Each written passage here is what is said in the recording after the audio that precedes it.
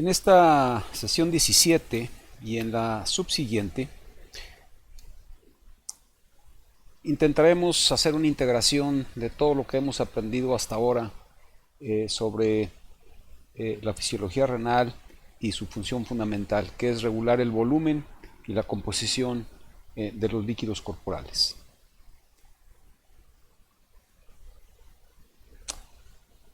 En este primer video de la sesión 17 platicaremos entonces sobre la regulación de la osmolaridad corporal.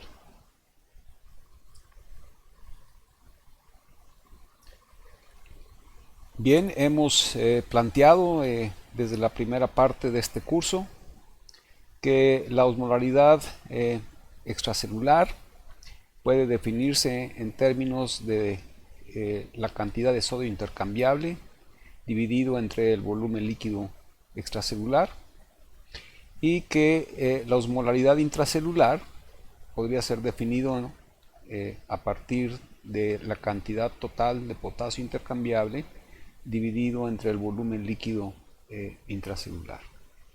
De manera entonces que llegamos a la conclusión que la osmolaridad de los líquidos corporales, que en principio podemos decir que es esencialmente semejante entre el líquido extracelular y el líquido intracelular, entonces la osmolaridad de los líquidos corporales puede ser definida como 2 veces la cantidad de sodio total intercambiable más potasio intercambiable dividido entre agua corporal total. Sobre esta ecuación trabajaremos en esta sesión, porque intentaremos definir los mecanismos por los que somos capaces de mantener la osmolaridad de los líquidos corporales, y al decir esto estoy hablando de ser capaz de mantener la osmolaridad intracelular y la osmolaridad extracelular.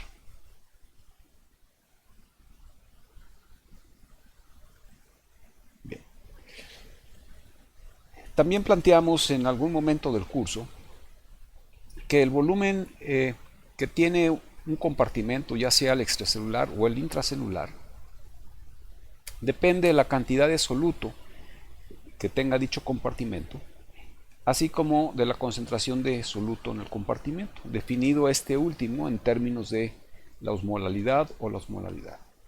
Y planteábamos también que en cuanto a regulación, ya hemos definido que regular es mantener dentro de límites estrechos el valor de una variable en el tiempo. ¿Cuál sería entonces la prioridad del sistema? Si regular el volumen o regular la concentración o la osmolaridad. Y planteamos que, en principio, la prioridad del sistema, en tanto que no exista una condición de crisis hemodinámica, pues es regular la osmolaridad, es decir, el denominador de este cociente,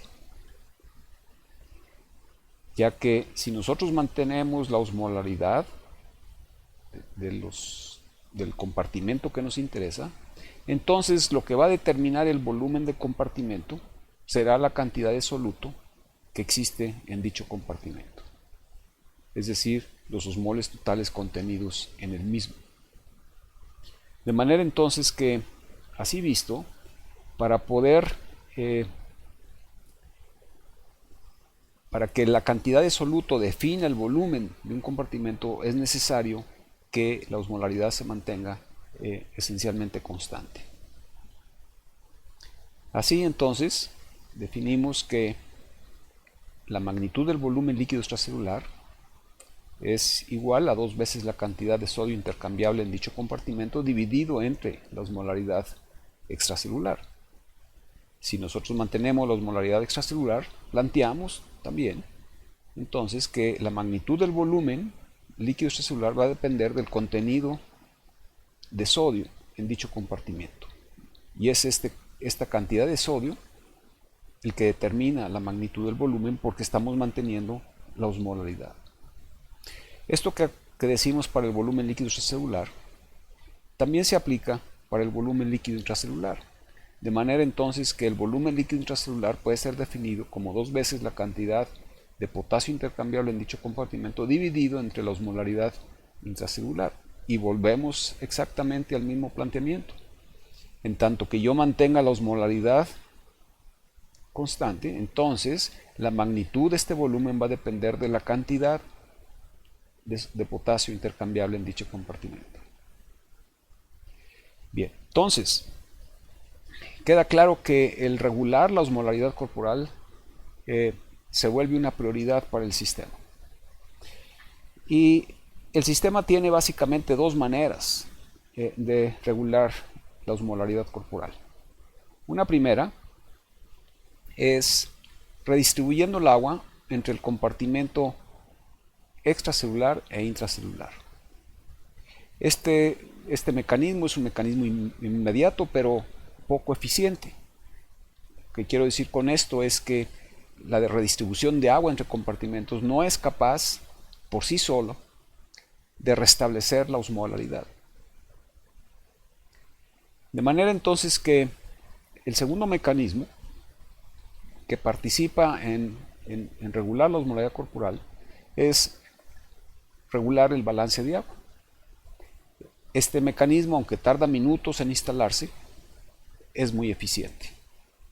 De suerte que, como veremos en el curso de esta sesión, el sistema es extraordinariamente eficiente para llevar a cabo la regulación de la osmolaridad corporal. Para ello, el sistema puede ser tipificado desde el punto de vista de teoría general de regulación y control como un sistema de gasa cerrada tipo regulador, en donde se pueden identificar claramente diferentes elementos de este sistema de control. Primero hay una variable regulada, que es esencialmente la osmolaridad plasmática, porque esa es la que se detecta, y esta osmolaridad plasmática es igual a la osmolaridad extracelular, y como esta es en esencia semejante a la intracelular, pues entonces refleja la osmolaridad de los líquidos corporales. Hay vías aferentes primarias y secundarias. Ya hemos descrito los osmoreceptores hipotalámicos, los receptores hepáticos, los receptores de presión y volumen, los receptores sinaórticos, cardiopulmonares, intrarrenales, y receptores hormonales hipotalámicos, como los receptores para angiotensina en el órgano subfornical. Hay un elemento integrador, en principio, que es los núcleos supraópticos, el núcleo paraventricular y el centro de la sed. Hay elementos de eferencia, como son la hormona antidiurética y la sed. Hay efectores, por lo tanto, la porción ascendente gruesa del asa de Henle, el conducto conector, el conducto colector, el músculo esquelético, el tubo digestivo. Y finalmente, todo ello nos permite controlar los intercambios, es decir, la ingesta y la excreción de agua.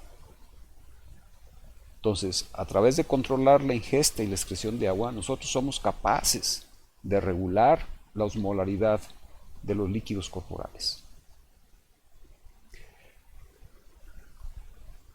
Esta diapositiva la hemos revisado ya en ocasiones previas, y simplemente, si estamos hablando de la regulación de la osmolaridad corporal, y decimos que el segundo mecanismo es a través de regular el balance de agua, pues entonces tenemos que recordar cuáles son los elementos del balance de agua. No voy a repetir aquí toda esta historia, simplemente decir que habitualmente el adulto ingresa en 2.600 mililitros como agua de ingesta, agua de alimentos y agua metabólica. Hemos definido cómo se calculan estas cosas, y para mantenerse en balance el egreso tiene que ser igual al ingreso, y decíamos que los egresos se da a través de pérdidas insensibles, de sudor y de heces, y que hay una porción que se conoce como la diuresis mínima obligatoria, que se define a partir de la carga osmolar urinaria diaria que debe de excretarse, que es del orden de 600 miliosmoles por metro por día, de manera entonces que esa carga osmolar urinaria diaria, que constituyen los productos de desecho en esencia, tienen que eliminarse en una cierta cantidad de agua, y la cantidad de agua mínima en la que se pueden eliminar pues va a depender de cuál sea la capacidad que tenga el sistema de concentrar la orina, de manera entonces que eso define lo que se conoce como la diuresis mínima obligatoria. Entonces, la diuresis mínima obligatoria, junto con las pérdidas insensibles, el sudor y las heces, constituyen lo que se conoce como las pérdidas obligatorias totales, que andan en el orden de unos 1900 mililitros. Sin embargo, el flujo urinario, aparte de su componente de diuresis mínima obligatoria, tiene otro componente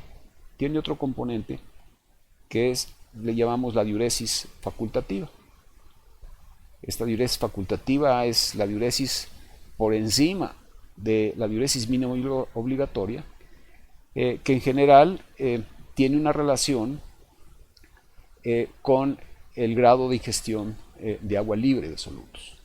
De manera que en general nuestro flujo urinario anda en el orden de unos 1400 mililitros, y podríamos decir que nuestra diuresis mínima obligatoria participa con 700 mililitros y la facultativa con otros 700. Estos no son valores fijos. La diuresis mínima obligatoria puede modificarse en función de cuántos solutos o cuántos productos de desecho tengamos que eliminar diariamente. De manera entonces que estas cifras no son cifras fijas. Muy bien. De manera entonces que para estar en balance de agua necesitaríamos eliminar 2600 mililitros por día. No me cansaré en hacer hincapié en que las pérdidas obligatorias totales de agua son estos 4 elementos: pérdidas insensibles, sudor, agua en heces, diuresis mínima obligatoria. Y hemos hablado también del curso temporal del balance de agua, y hemos dicho que el curso temporal del balance del agua es muy eficiente en términos de que cuando uno cambia el nivel de balance de agua, entonces por aumentar la ingestión de agua, el flujo urinario en cuestión de 2-3 horas iguala a la ingestión de agua. De manera entonces que, a diferencia de lo que sucede con el caso del sodio, que tarda 3 o 4 días en que la excreción iguale al ingreso, o el egreso iguale al ingreso, en el caso del agua es muy eficiente. De manera entonces que cuando uno ingiere 1 litro de agua, pues uno tiene un incremento de peso correspondiente al incremento en volumen, que ese peso lo pierde en las subsiguientes 2 o 3 horas. Evidentemente que si ingresamos agua libre de solutos, en principio nuestra osmolaridad corporal va a disminuir, y a las 2 horas o 3 horas de que se haya eliminado la carga de agua, la osmolaridad regresará a su valor previo. Bien. Así las cosas, entonces, podemos decir que el balance externo de agua, si lo contrastamos con el balance externo de sodio, pues tiene un tiempo de ajuste muy rápido, 2 a 3 horas. La máxima excreción de agua que se ha reportado es del orden de 45 litros por día. Esto evidentemente implica que consuma uno esta cantidad de agua, ¿ok? Porque evidentemente esta máxima excreción de agua se da en condiciones en las que el sujeto no se depleta de agua. Entonces yo logro mantener esta excreción máxima de agua en tanto que sea capaz de ingerir esa cantidad de agua. En contraste, la excreción mínima de agua que no es otra cosa más que la diuresis mínima obligatoria, pues puede ser tan baja como 200 o 400 mililitros por día. En el ejemplo previo calculamos que era aproximadamente 700, pero puede reportarse, se ha reportado valores hasta 200 o 400 en función de que disminuya muy seriamente la cantidad de solutos o la carga osmolar urinaria diaria que tiene uno que eliminar, y en función de la capacidad de concentrar la orina. Si la capacidad de concentrar la orina en un sujeto es mayor que la del promedio, es decir, que sea capaz de concentrar a 1800 o 2000, bueno, pues él tendrá una diuresis mínima obligatoria mucho más baja que el sujeto que solamente logra concentrar en el orden de 1200 miliosmolar. De manera entonces que cuando nuestro ingreso de agua se reduce, entonces hacemos uso de nuestra diuresis mínima obligatoria, y entonces esto nos lleva a la condición pues de estar en condiciones de hidropenia. Si yo no logro mantener mi diuresis o mis pérdidas obligatorias totales, entonces entraré en condiciones de hidropenia. Ok, esto lo hemos contrastado, o lo podemos contrastar con lo que sucede en el caso de sodio. En el caso de sodio, si yo reduzco mi ingreso de sodio a 0, esencialmente puedo no perder sodio.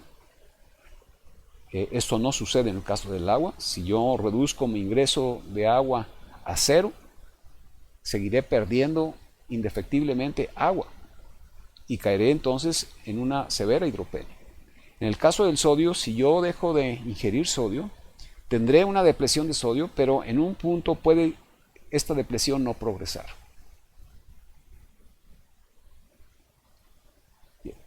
Vamos a hablar entonces de un término clínico importante que se conoce como el recambio diario de agua.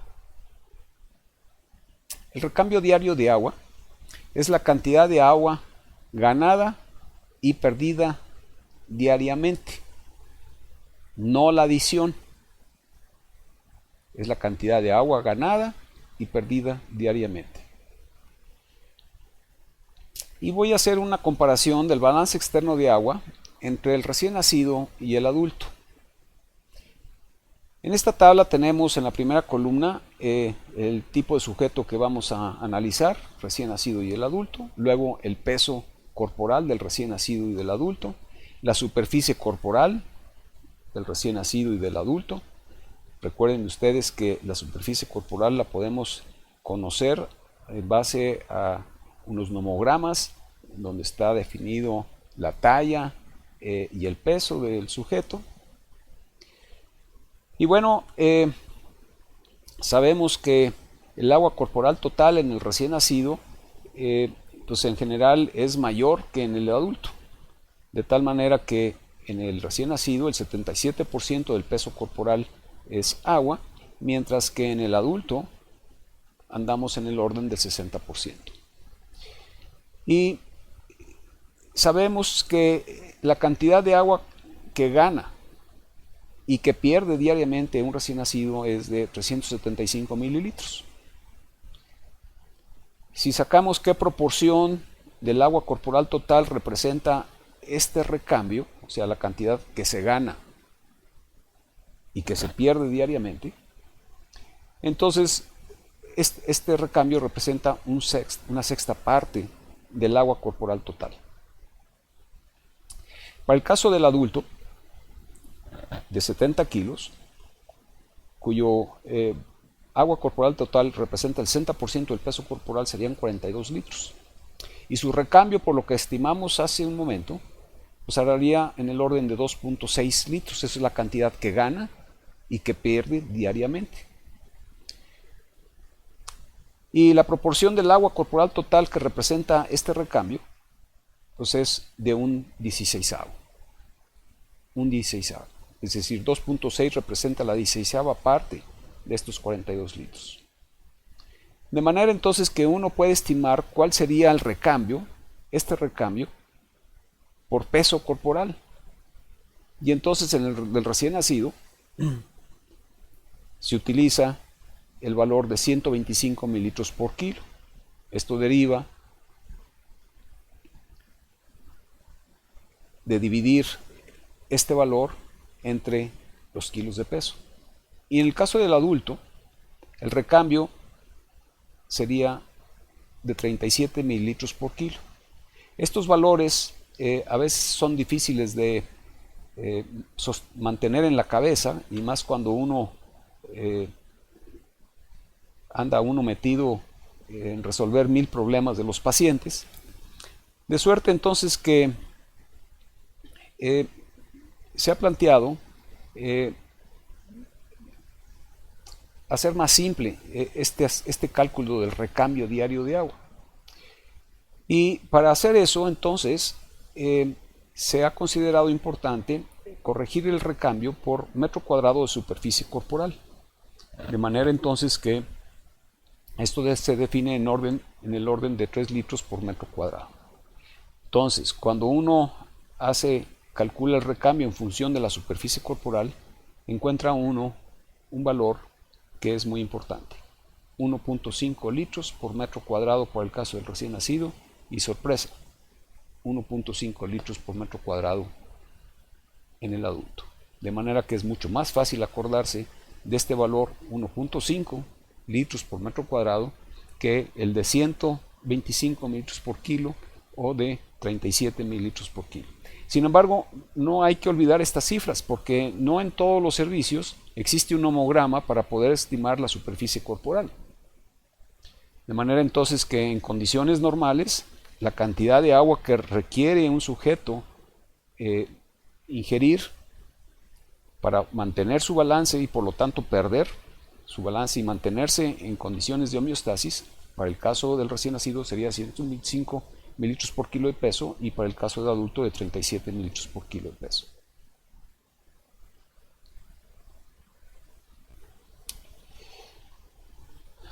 En las siguientes 4 o 5 diapositivas presentaré estas caricaturas que espero que para ustedes tengan un impacto visual que vaya en beneficio de sus pacientes a partir de ahora. Y lo que representa estas caricaturas son el plantear las ganancias y las pérdidas. Ganancias como ingresos, y podemos tener ingresos de agua ordinarios e ingresos extraordinarios de agua, y las pérdidas en términos de pago, como si fuera esto pues un comercio. Y tenemos estos pagos o estos egresos pueden ser egresos ordinarios, y en función de que uno evapora agua, de que uno orina y de que uno elimina agua por las heces, aunque puede haber pagos de tipo extraordinario o egresos de tipo extraordinario. Y dentro de esta caricatura tenemos al médico que está viendo o evaluando cómo está el balance de su paciente.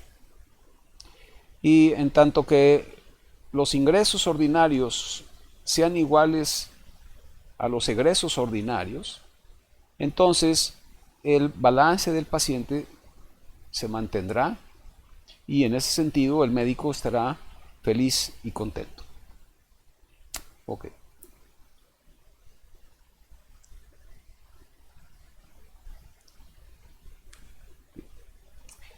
Pero, ¿qué pasa si por alguna razón el paciente deja de tener ingresos ordinarios? Es decir, por alguna razón suprime su ingesta de líquidos por vía oral.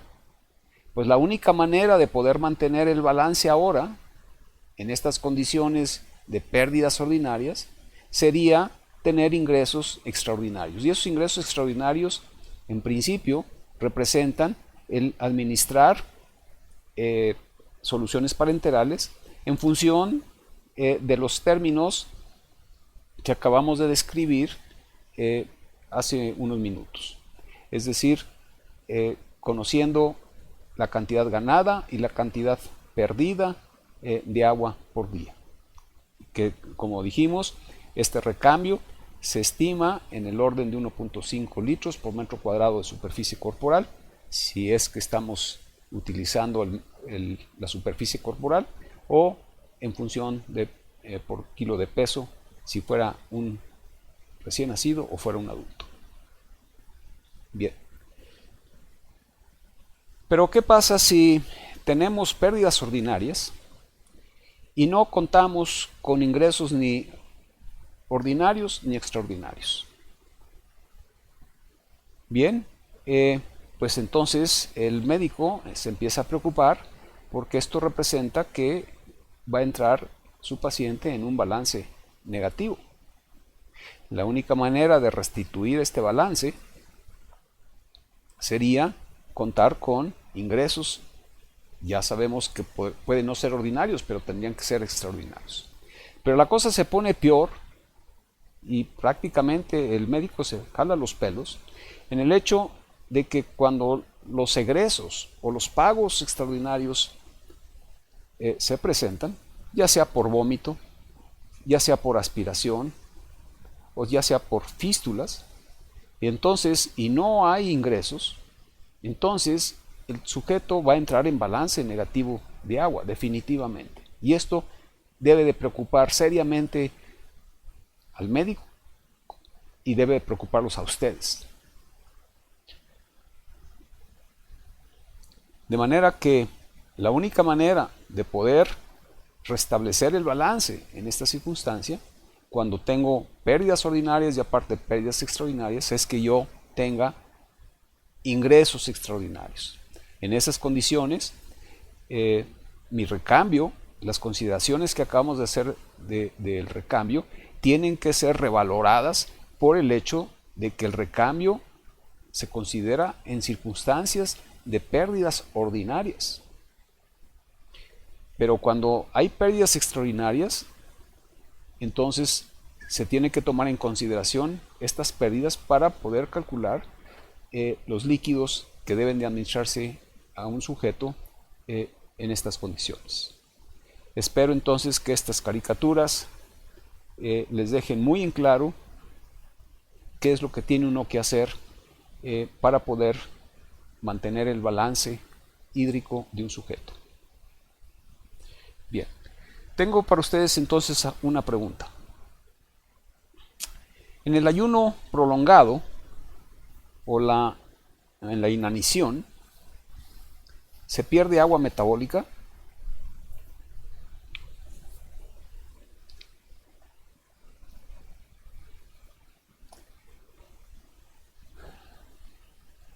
La respuesta es no. No se pierde agua metabólica. Y vamos a ver por qué. Bueno, dentro de los componentes del balance de agua está el agua metabólica. En el ayuno prolongado o en la inanición,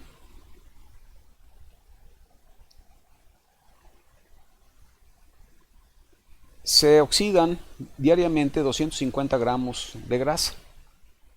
De hecho, una manera de bajar de peso consiste en dejar de comer. Bueno, si uno deja de comer, se van a utilizar las grasas corporales y entonces vamos a nosotros a tener una pérdida de 250 gramos por día. Esto nos permitiría calcular aproximadamente cuántos días necesitaríamos dejar de comer o estar en ayuno para poder bajar la cantidad de kilos que nos interese. El punto aquí es que cada gramo de grasa produce, la oxidación de cada gramo de grasa produce 1.07 mililitros de agua. Muy bien.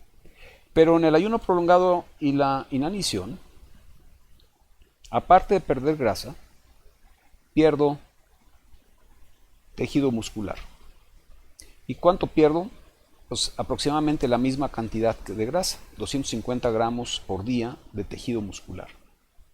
A este fenómeno se le conoce con el nombre de lisis muscular. Lisis muscular.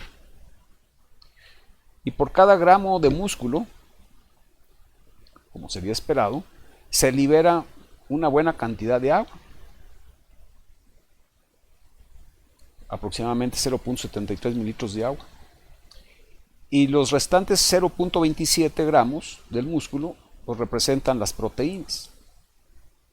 Ahora, la oxidación de estas proteínas musculares genera, para el caso de 1 gramo de proteína, genera 0.41 mililitros de agua.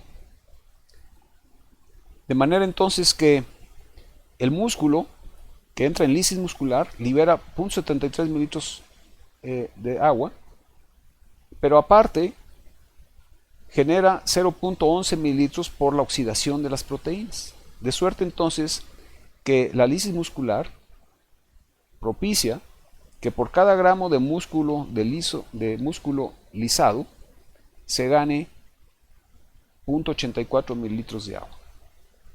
Y si nosotros tenemos una lisis muscular de 250 gramos por día, eso significa que metabólicamente nosotros estamos ganando por lisis muscular 210 mililitros.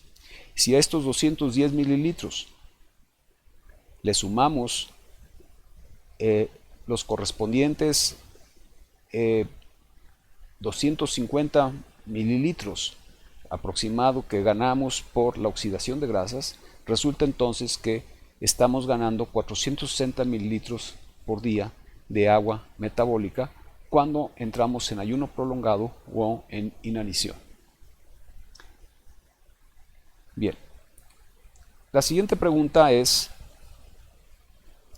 en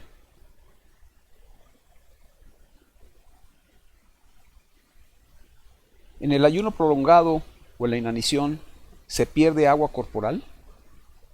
Es diferente a la pregunta previa. La pregunta previa se refería a si se ganaba o perdía agua metabólica. Ahora es si se pierde agua corporal. Y la respuesta pues es evidente que pues depende del ingreso de agua y evidentemente de las pérdidas obligatorias totales. Muy bien.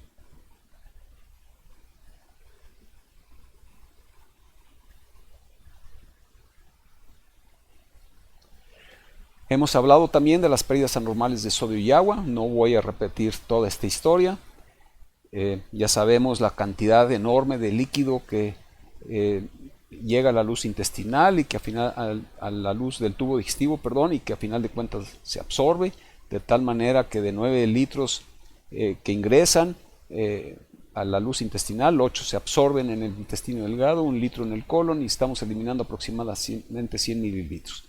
Ya hemos hablado hasta el cansancio sobre cómo son las pérdidas por abajo del píloro. En ese sentido, puede ser diarrea o incluso el vómito, en caso de que tenga yo vómito de tipo biliar, por ejemplo. Hemos hablado de la diarrea en el colon sigmoides, que es una diarrea hiposmótica e hiponátrica. Y también hemos hablado de las pérdidas por arriba del píloro, fundamentalmente por vómito gástrico. Y simplemente recordarles a ustedes que sea por arriba o por abajo del píloro se pierde potasio. Si se pierde por arriba del píloro se pierde ácido y por lo tanto automáticamente entramos en alcalosis metabólica, y si se pierde por debajo del píloro se pierde bicarbonato y automáticamente entramos en acidosis metabólica. Y finalmente las pérdidas de piel, que son hiposmóticas con respecto al volumen líquido celular y son hiponátricas. Las siguientes dos tablas las expongo porque hablan de las concentraciones de electrolitos en los diversos líquidos corporales. Yo quiero que por favor recuerden que no es lo mismo las concentraciones de electrolitos que las masas de electrolitos. Son dos conceptos absolutamente distintos. Pero estas concentraciones son importantes que las tengamos en mente. Las concentraciones de electrolitos de sodio, cloro y potasio en el líquido que se evapora son bajísimas. En el sudor, evidentemente, eliminamos por el sudor cloro, sodio y potasio, pero a concentraciones bajísimas también, o mucho más bajas que las que existen en el líquido extracelular. El riñón normal elimina sodio, cloro y potasio prácticamente a concentraciones isonátricas, isoclóricas prácticamente. Las diferencias aquí dependen de aniones como bicarbonato, ¿ok?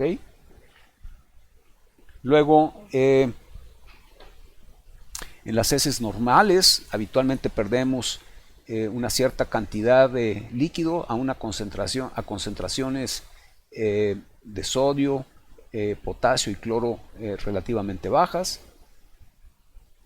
Las heces diarreicas, y esto fundamentalmente son heces diarreicas provenientes de diarrea colónica, decíamos que son hiposmóticas e hiponátricas. Luego tenemos el jugo gástrico. El jugo gástrico tiene unas concentraciones de sodio hiponátricas. Evidentemente se pierde más cloro que sodio porque la diferencia entre estos aniones y cationes está representado por el ion hidrógeno que contiene el ácido gástrico, el jugo gástrico. Luego el jugo intestinal que es diferente al jugo pancreático y al jugo biliar, en general tiende a ser hiponátrico también, mientras que la bilis y el jugo pancreático tienden a tener concentraciones de sodio que andan en el orden de los 150, 160 miliequivalentes de sodio, de manera que constituyen tanto el jugo pancreático como la bilis una mezcla hipernátrica. Y cuando hablamos del problema de los dos sueros en busca de dueño, hicimos claro el hecho de que si yo tengo un vómito gástrico, en principio, pues el vómito gástrico sería hiponátrico, pero si el vómito es de origen biliar, entonces ese vómito en esencia puede ser isonátrico, porque al combinarse el jugo gástrico con el jugo biliar, que es hipernátrico, en esencia se constituye una mezcla isonátrica. Lo mismo que al combinarse el jugo intestinal hiponátrico con jugo pancreático o bilis, se forma una mezcla isonátrica. De manera entonces que las pérdidas por arriba o por abajo del píloro, con excepción de la diarrea colónica, son esencialmente isosmolares hiponátrica. Si el jugo, lo único que se vomita es el jugo gástrico, o son isonátricas si lo que se está eliminando por debajo del píloro es diarrea. Bien. Esto en esencia, estas concentraciones de electrolitos en las pérdidas ordinarias y extraordinarias. Las pérdidas ordinarias ya las revisamos, las pérdidas por evaporación, las pérdidas en el riñón normal, en el aparato digestivo, pero las pérdidas extraordinarias, aquí por ejemplo las pérdidas por vómitos o aspiración gástrica, ya decíamos que las pérdidas son isosmolares pero hiponátricas. La pérdida por aspiración intestinal, del puro jugo intestinal, que no esté mezclado con bilis o con jugo pancreático, también es hiponátrico. Y en general la concentración de sodio en los jugos o en los líquidos provenientes de fístulas pues tienden a ser hipernátricos o por lo menos isonátricos.